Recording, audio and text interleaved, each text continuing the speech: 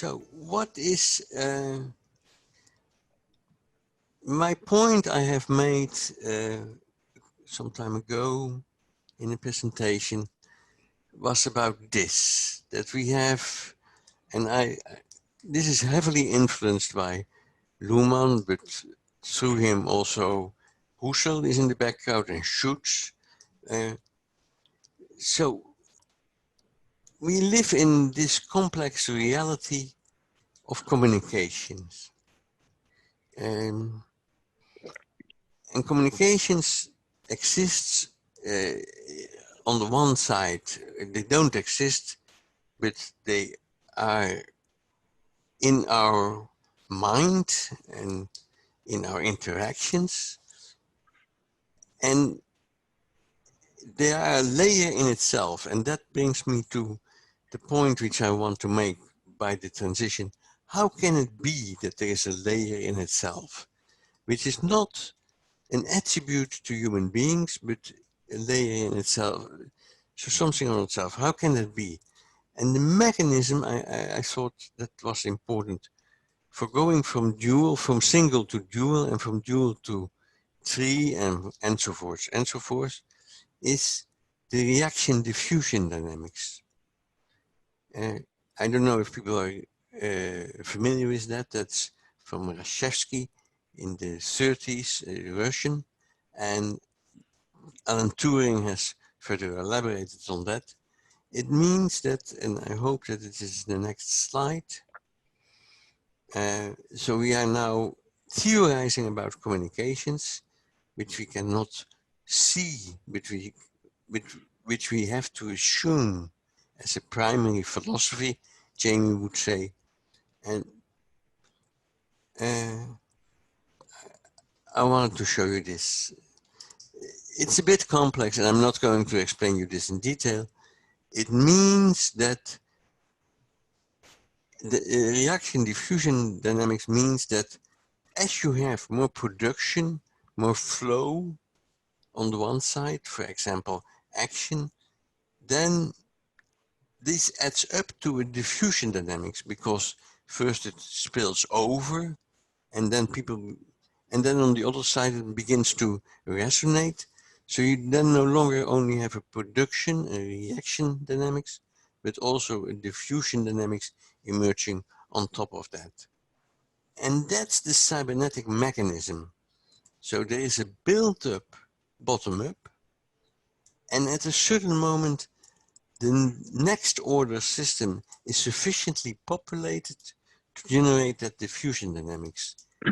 If the diffusion becomes larger, and that's here, then half and that's technical, yeah, the reaction dynamics, then the stable, let's say it becomes unstable, and technically you get a saddle point, and it means that the sign of the of the second eigenvector changes. So you get it here, and then what is technically called a saddle point emerges, and in that saddle point there is the option to create not a one-dimensional system but a two-dimensional system, at least to gain a degree of freedom. And this degree of freedom, when it is further exploited, uncouples the original process from the next order process. So it becomes no longer, of course, communication has to be carried by people, but it is not the issue that it is people who do it. The people can be taken out. Yeah, that's what I do here. And then what is steering the communication is no longer the people, but the eigenstructure of the communication. Yeah, and this eigenstructure, in terms of, you can also call it principal components from a communication studies perspective, gives you horizons of meaning which can be differentiated. So the meanings can then be codified with reference to a variety of horizons of meaning. What does this mean? So what is happening is that you first go from 1 to 2, and 1 to 2 can go forward or backward. Here you have it forward. This one is the backward one, and here I have under my picture, I have the forward one.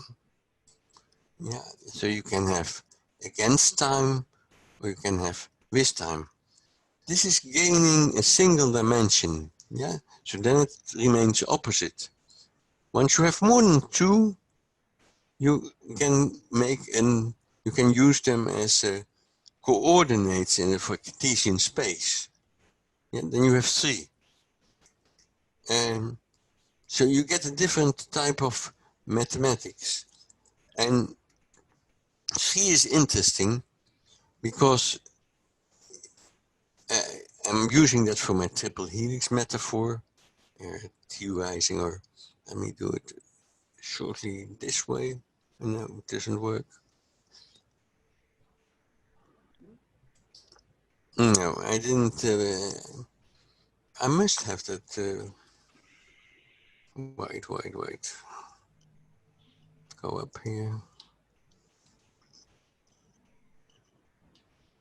Now, let me take them this one. Here you have the dynamics if you have 3. If you have 3, you can have clockwise and counterclockwise. So you not only have against time and with time, you don't have only dual cases, you can get. And once you have these possibilities, let me now move this again to the side. Yes. Then you can have this in with black, or you can have it with white. And what does that mean? It means here that you have overlaps, and it means here that you have a lack of overlaps, that there is opening up of the system. Yeah, I think that's more or less what I wanted to communicate today. Let me take first this one. So you can get the horizontal differentiation of the different codes in the communication, and that's central to the triple helix thesis. You also have the vertical differentiation, that you have relations between people which provide meaning to each other the essential point is that this is relational and this is positional. Once you have positions, you can have meaning. I'll not go into detail about that. And you can have the codification of meanings in horizons of meaning. And once you have 3, you have this possibility of an overlay. So let me take this one more. So you can, if there's no overlap, then you can have an overlay where all the in-between relations function and carry the next order system, and the next order one is then the tetrahedra. So you no longer have 3. On the bottom you have here 3, but then on top of that the new one, and here the reaction diffusion mechanism is the mechanism for this extension. Okay, I hope that relates a bit to dual phase, which I read a bit now about it, but that's psychology, that's not my field. Thank you for your attention. Lloyd, Peter asks you to give a clear definition about the meaning. A clear definition about meaning in just the meaning of meaning.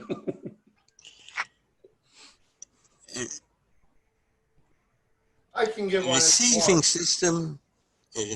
system by selecting among the information, the communications, the uncertainty, gives meaning to that uncertainty. Whatever that receiving system is, a discourse or an observer, I think that's the most general level. Is it somewhat helpful? Or okay, I'm not so to say that. How do I get back to my normal screen? How do I get out of this? Oh, I just have to close the PowerPoint, I suppose. Yes, here I'm sharing this. Okay. So meaning is that what we provide unavoidable to what comes in.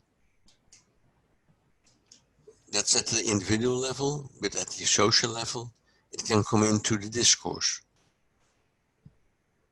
Peter has a different definition. Well, I've worked on theories and conceptions of semiotics, and meaning meaning is in my view, is the effect of a message on the recipient, either in terms of subsequent behavior, so that's a behaviorist measure, or in terms of changes in internal representation, such as beliefs. That would be an internalist measure. You know, how does hearing about some message come to you, it's raining outside, change your behavior and or your model, world model of what's going on outside vis-a-vis the weather? So, you know, in semiotic terms, there can be syntactic, semantic, and pragmatic meaning, subdivisions of types of meaning. Sure. You know, what is the effect of a change in computer code on the subsequent, you know, behavior of the computer? That would be a syntactic meaning. What is the change in one's representations of the world? That would be a change in semantic meaning. What would be a change in one's, if the message is related to one's goals, then that's a pragmatic dimension of meaning. So that's my working definition of meaning. You know, if I may, then I'll react. I must say that the semiotic approach confuses me sometimes. Well, I think cursing in semiotics is largely incoherent. Oh yeah. The big step is, in my opinion, the step which is most explicated by Niklas Luhmann, which I mentioned in the background, Edmund Husserl, who is there, that there is subjective and intersubjective meaning.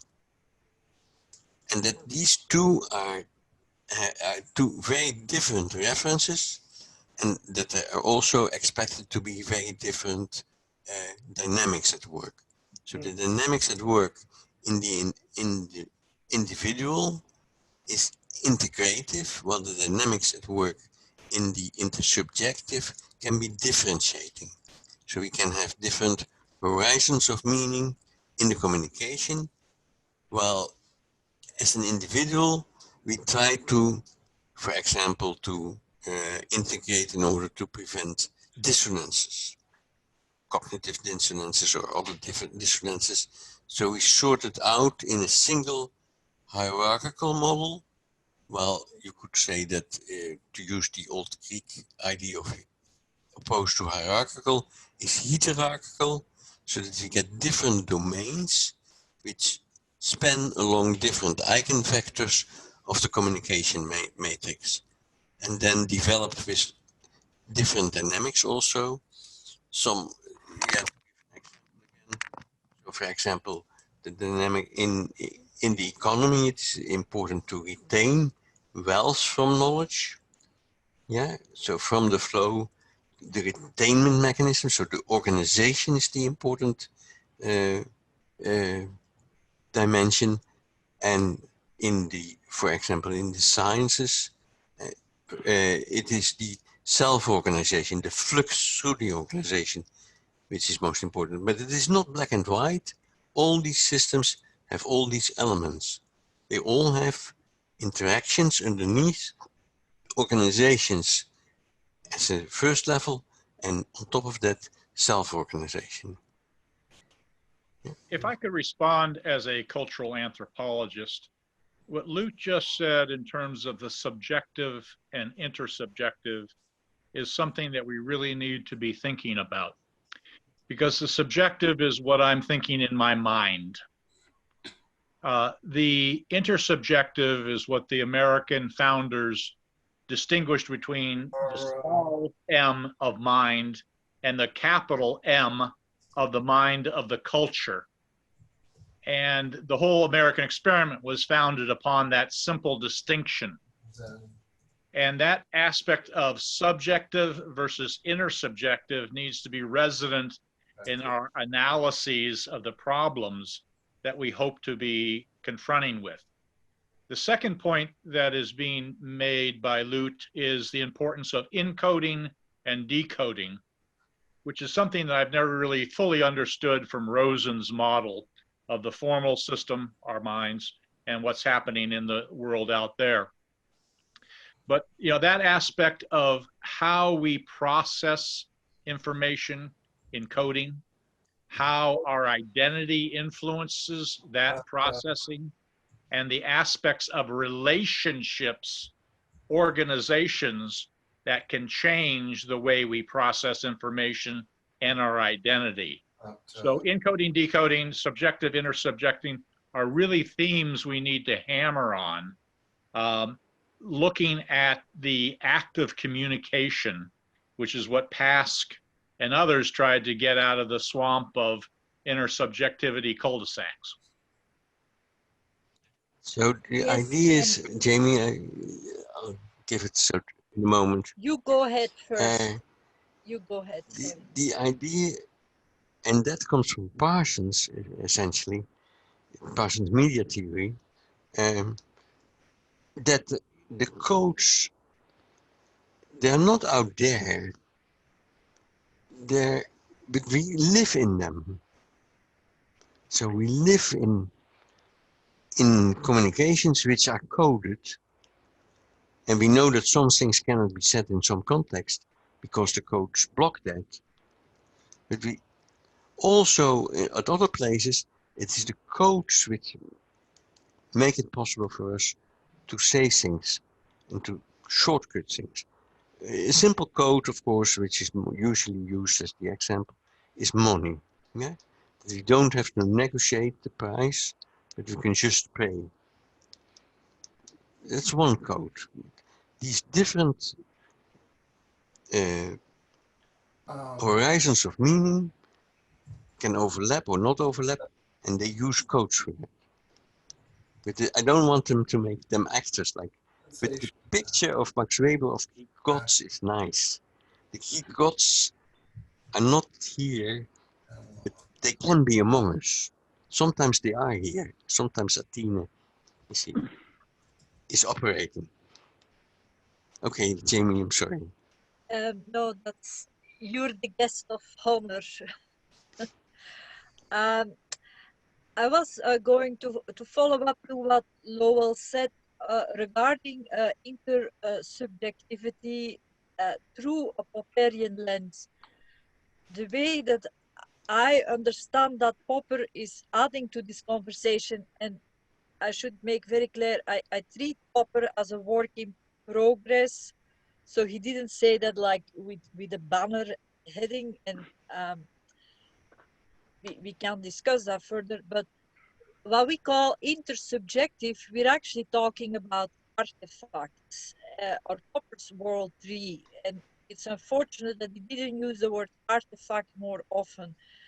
But an artifact, or we can call it a symbol. And so in Popper's view, there are like 7.6 billion subjective beings in the Levinasian terminology that are irreducible into the same. So 7.6 billion people that we don't really know 100% certain what they're thinking, not even 95% certain. We just have no clue. And we communicate with the aid of symbols or artifacts, and then decisions are being made. And now what what is very important in Popper's view is that he sets us up as our mind. He doesn't reduce the mind in something else. He just, what is a mind? It's a storytelling mechanism. So each one of us, the subjective world is, we have a story. We have a bundle of stories that started the moment we were born.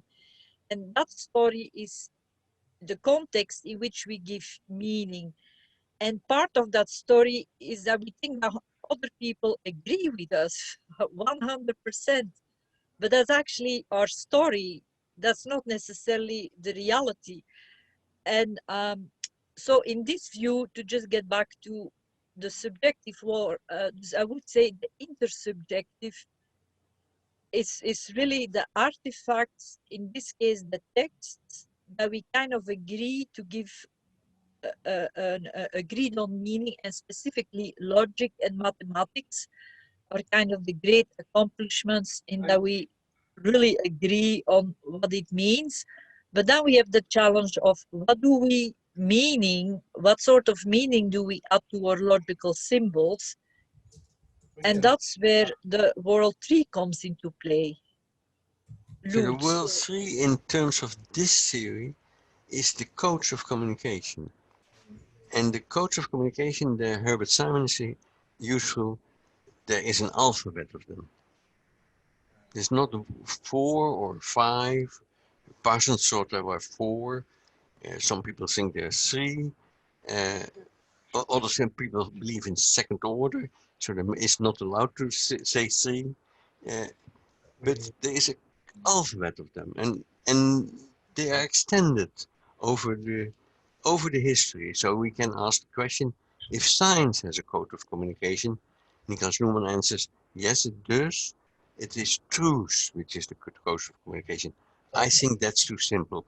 Truth is black and white. It is truth finding. Yeah, Herbert Simon again.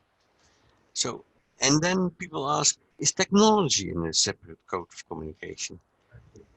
Perhaps it is. And then we can do comparative research about, for example, citations in science and citations among patents, and say they are differently organized, so the meaning of the same thing may be different between science and technology. But that hasn't always been the case. That's since 1870 that begins.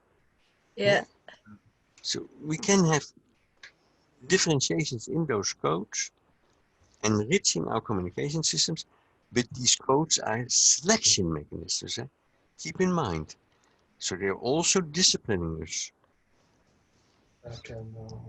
Yes, and I would say, are those, would you agree if it's called like codes of negotiation, how to negotiate? But there is no assumption that we have to agree. There will be a distribution.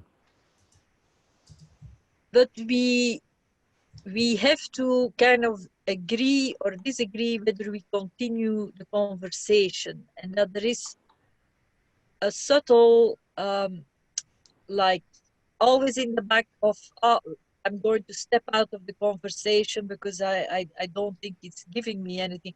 So negotiation is that background dynamic of keeping it relevant to everyone, or sticking. My answer would be, it's probably one of them.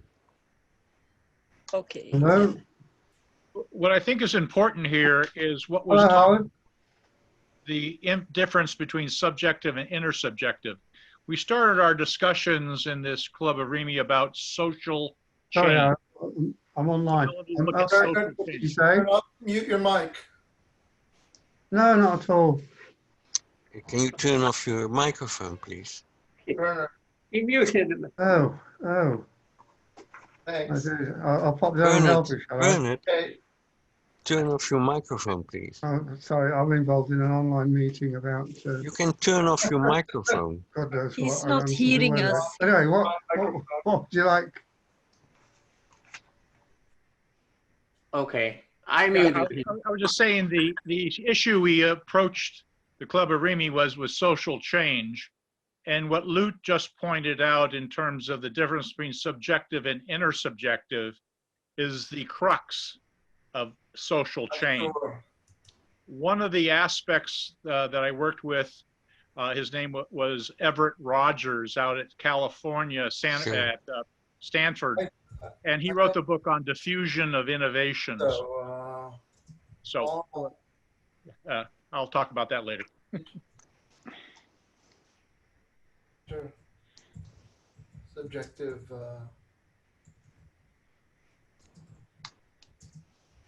Exist. What's happening? Okay. Peter, you want to talk? Sure. So, you know, private meanings are usually people outside of the social sciences maybe would talk about private meanings and public meanings. Private being the subjective meaning that only we have access to, and that encompasses all of our actions and previous experiences.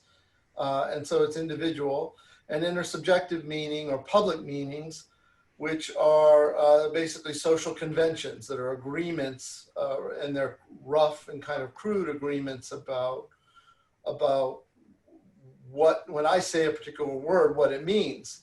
But intersubjective meaning is not well defined or clear, and there's not just one intersubjective meaning. There are as many intersubjective meanings as there are combinations of people. You know, and I put in the chat, if I say cat, you know, I could mean my house pet, or I could mean any animal of a family of cats, like tigers or lions or cheetahs or what have you. So, intersubjective meaning itself, even though that there are texts that can persist well over people's lifetimes, or even for millennia, the meanings of those texts always have to go through an interpreter, and that interpreter is always constructing a private meaning of what that of what the text, what the effect of the text is. So meanings don't exist outside of individual cognizers. I guess that's what I would say. So if I may, so what you say is, let's say we have 7 billion people on the earth, and then we have all the possible interactions. That's 7 billion minus 1 times 7 billion. So we have all those interactions. The question is that these interactions get socially structured. Yes. Sure. They're not just all those billions of interactions. There are mechanisms at work which make those interactions structured. Sure. So, and these mechanisms are now proposed that we can think about those mechanisms as codes in the communication. But the codes are not all agreed on. That's what I'm trying to say, is that there are codes in terms of the syntax of the messages. If I say work, you know, W-R-O-K, that may mean something different to me than it does to you. And it may mean something different in the economy than it may in another configuration. Well, I think what Loet is trying to say, and which I think I agree with, but it's what has happened in this conversation is that the focus has been on the difficulty in communicating, as opposed to the possibility and the positive aspects of how you can communicate exactly, and the meaning has good, if you would, staying power, good form, such that the meaning is grasped by the other individuals who understands those forms. And so in this context, the positive aspects of meaning can be created among the cultural subgroup, which is very, very effective in communication. And of course, this is depends to a large extent on having a common understanding of the symbol systems which are involved in the communication. And so it requires, for positive communication, you need to have communication between individuals who are cognizant of a particular symbol system. And that, of course, Yes. is then an educational issue. Through conversation, we co-evolve our private meanings so that they are coordinated in terms of intersubjective meanings. That's what I see. That's my understanding of past theory of conversation. So, if you take an example, if I may. The coevolution of private meanings and intersubjective uses of words, so that our behaviors are better coordinated. You know, so you say something and I interpret it and I nod my head, and then you know that you're sort of, then you know that you're using the word in a manner that I find meaningful, and so there's an iterative process of coevolution of the internal observables or interpretations that we have of the words. Let's and take an phrases. May I say something? mechanisms. May I say something about that conversation here? May I just finish this? And so if you look at one of the concrete mechanisms of those coordination mechanisms, the market is the simplest one. Yeah. So on the market, we have the possibility of the exchange in goods, in commodities. We have the possibility to pay cash, or we can pay with credit, or we can pay with cards, but there's a limited set. That's the point. I'm sorry, Bernard, go ahead. Oh, thank you very much. So I didn't wish to speak over you. I just in agreement with what Peter's been saying. I've just posted a little message in the chat where I say intersubjectivity, the conversations of intersubjectivity. They include what the participants believe, what the others believe, including what you believe the other believes about you. You know, these are perceptions and meta perceptions. And that's what's happening between us right now. We're all struggling, or more or less, to understand each other and understand what each other understands about us. And I want to give an example of this. There's a biography from, I've forgotten it, my brain goes when I'm tired. Feynman, the physicist. I've forgotten his first name. Yeah, Feynman. Feynman? Richard Feynman. Richard.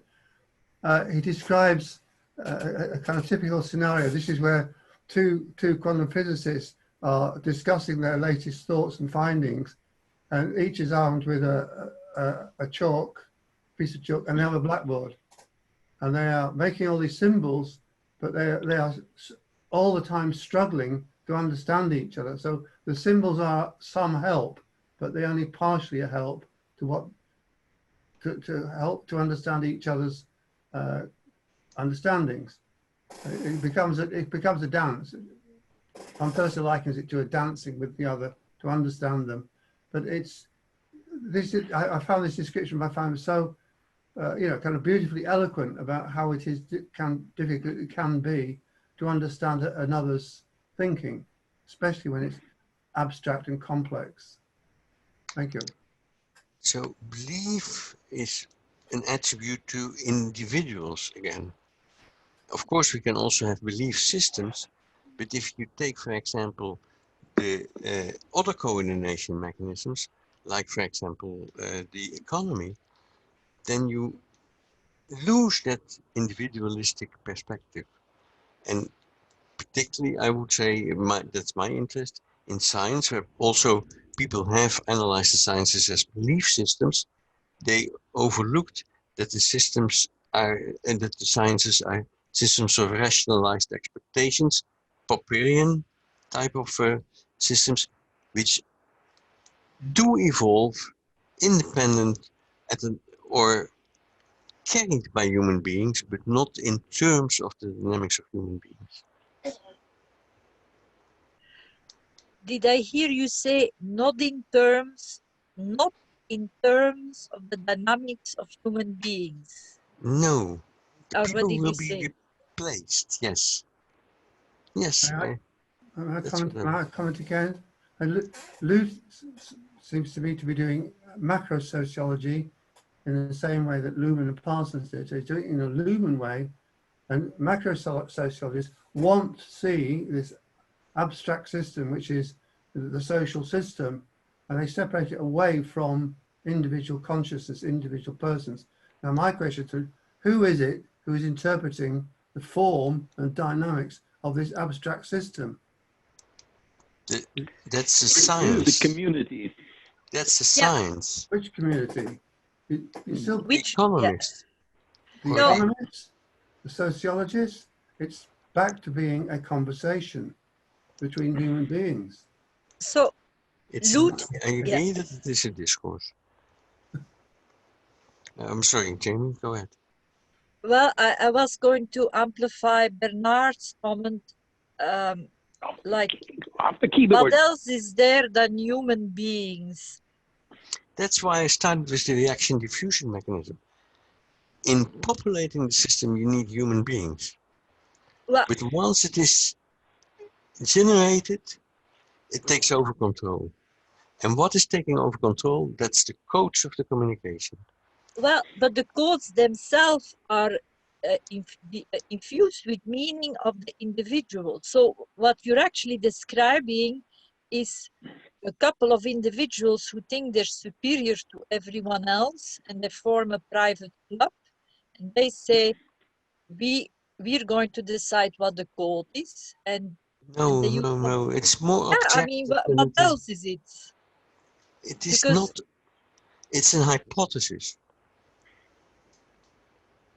there is a literature, I just like to refer back to psychoanalysis, object relations branch, that kind of describes how babies think first as if they're the gods, and then they learn to participate. But so what you call non-human, I think is a secret infantile desire to be a god, and No, it is. that is just expressed no. in sophisticated No. academic language.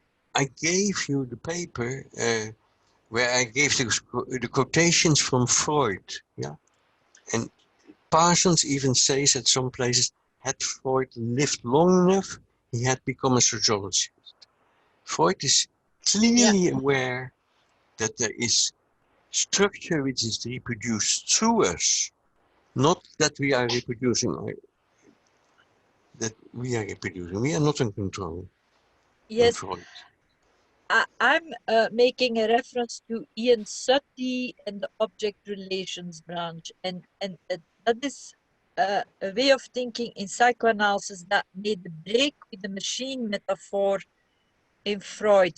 I just want to repeat that. So I'm not making a reference to Freud, because Freud, I think the problem is that he uses this machine, the hydraulic machine metaphor, how it cannot be more clear. And Jamie, anyway, I don't think object relations takes you far enough, because what we're trying to do in cybernetics is take beyond the object into relationship structures.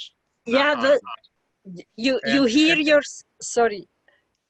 And what I think is important here is, what is the frontier of cybernetics that we're trying to noodle towards?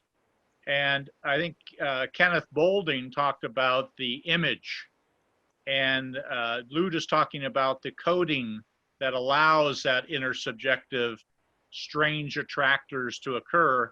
And that is a real challenge for us, because other people aren't doing that. Loet, sorry, Lowell, did you hear what you just said? You say object relations doesn't take us far enough because it doesn't pay attention to the relations. Object relations is all about relations and how we think about relations. I mean, so it fits in nicely into cybernetics. Now, there is a person. How we think about things is a subjective issue. We have a subjective and intersubjective, which are two different orders. Okay. May I comment? This is partially in support of what Loet's saying, what other people are saying about codification, as it were. There's some lovely work by Roy Rappaport, anthropologist, student of Gregory Bateson. It's called Pigs for the Ancestors. If you've never read it, I recommend it to you, because he takes a systems cybernetics view and he studies the dynamics of a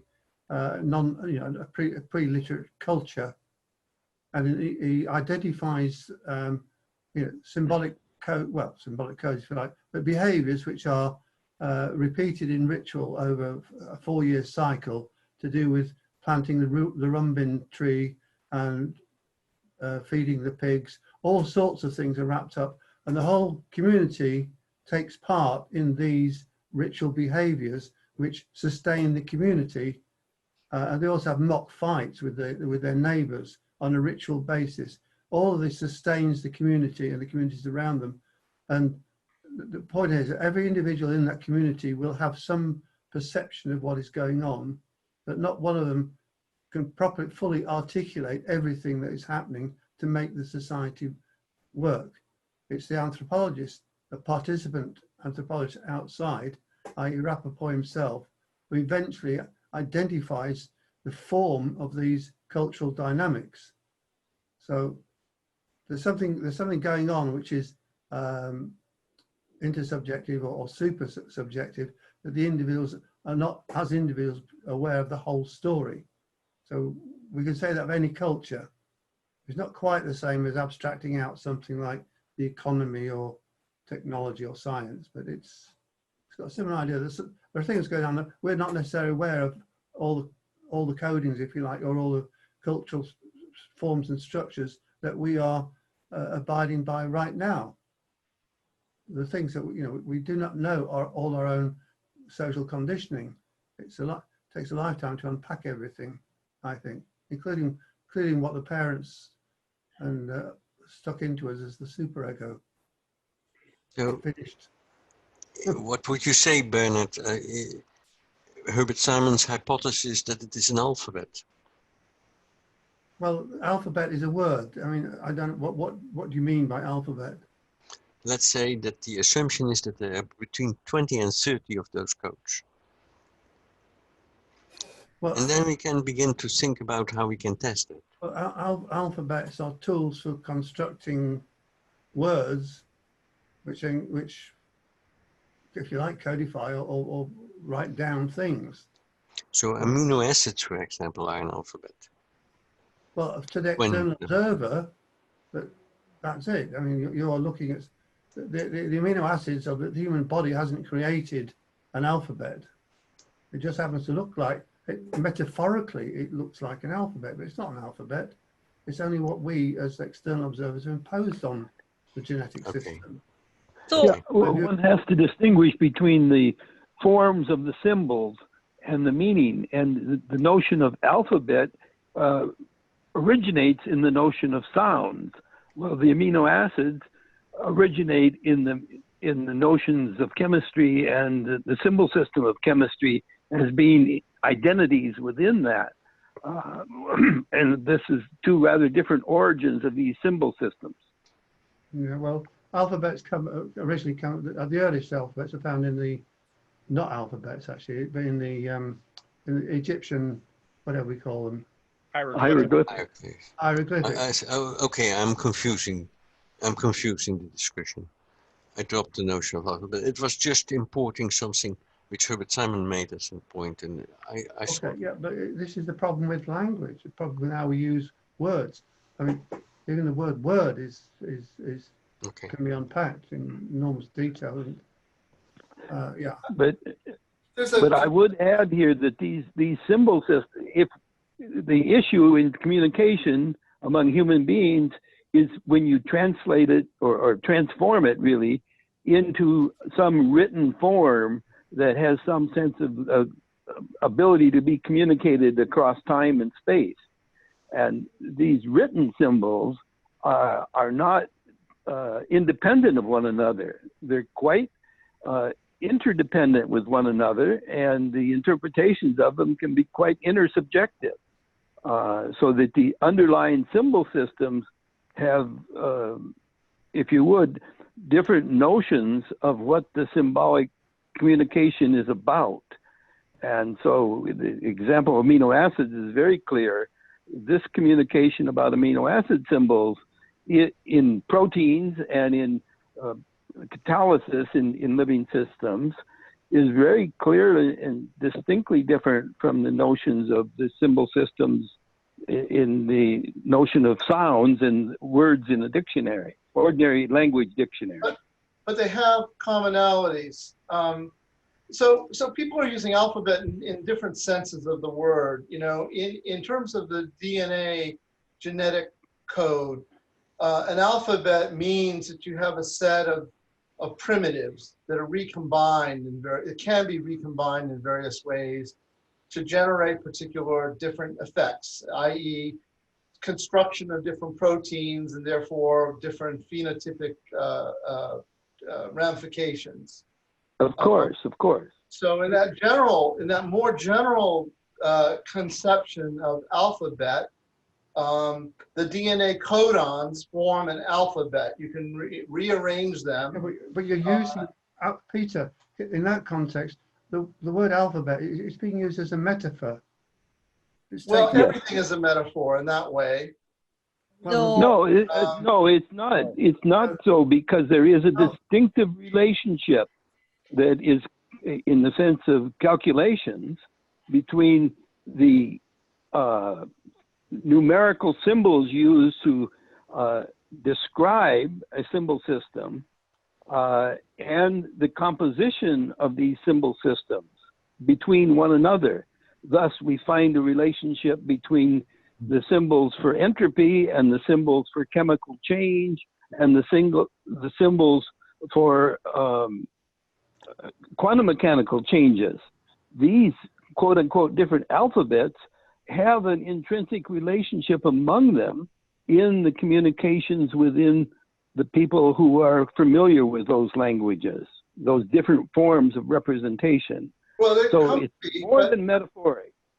But in terms of just the basic symbols and their readouts, in the ways in which those things are interpreted, you know, I've defined a sense of the word alphabet that I think is reasonable in some contexts.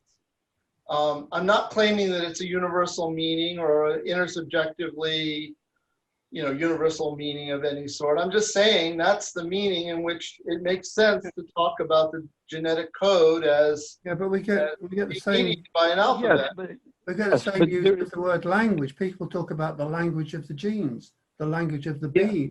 Yes. Yes, you can use it on all these terms. And in this context, you can use the notion of alphabet. But what you really mean by this, if you would, multi-disciplinary notion of alphabet is that you can take permutations of these symbols. First, a set of symbols, which in terms of Jason's notion of order, and you can order these symbols in different ways to give different meanings.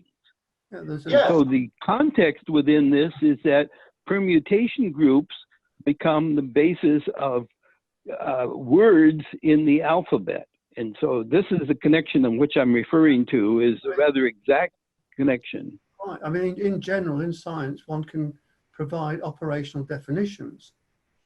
Yes. If I ask you to explain your alphabet of operon cycles or whatever, you would provide me with diagrams, examples, views down microscopes. You would operationalize things. Yes. Yes. Yes, and they involve orientational metaphors, structural orientational metaphors. So, I mean, in past terms, Pascal and I did knowledge and task analysis, we'd analyze the concept webs or concept topic webs that people had. But for every concept, like alphabet, there would be a requirement to provide what we call a task structure, which is basically a set of operations which show, in quotes, what you mean by the labels you've got. And Yes, and will is a powerful Yes. vision. you expect So- those within the scientific community to be truth functions that actually relate directly to nature or natural laws or some other Well, common verifiability, empirical verifiability. I have a question to Lloyd. Truth is that which you can verify. It's only related to Verify, that yeah. which you can verify. Just as a lovely example, many years ago now, I read Einstein's account of relativity, his own book, and he made it fully clear from the outset that you begin with a clock and a ruler, possibly a scale, I can't remember, but from the clock and the ruler, everything follows. You are measuring things at all times, and all the paradox, all the complexity comes out of the operations. That's not the cybernetic model. That's a model where everything follows from an origin. Well, I'm not And the saying cybernetic model is that if you have the metaphor, for example, bottom up, then at a certain moment the order is reversed because a control mechanism is created. Yeah. And then the alphabet as we commonly know it, and you are using it, the linguistic one, is a special case of what we can call. Lloyd, Peter, What Einstein was saying was, what is the measure? And all science is based upon the measure of movement. Cybernetics deals Yeah, with but the Einstein's, measure Einstein's of measure. ambition, Einstein's ambition is to derive everything, like in a God-made universe. Yes.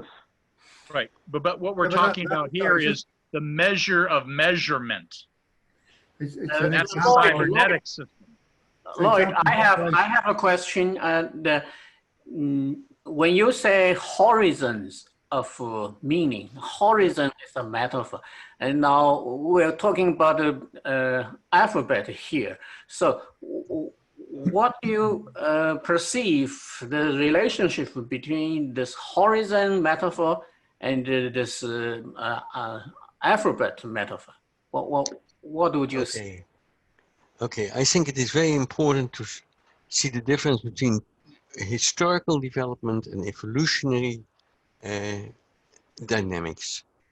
And in the historical development, we have trajectories of observables, so both over time and at each moment of time, and you can have complexities.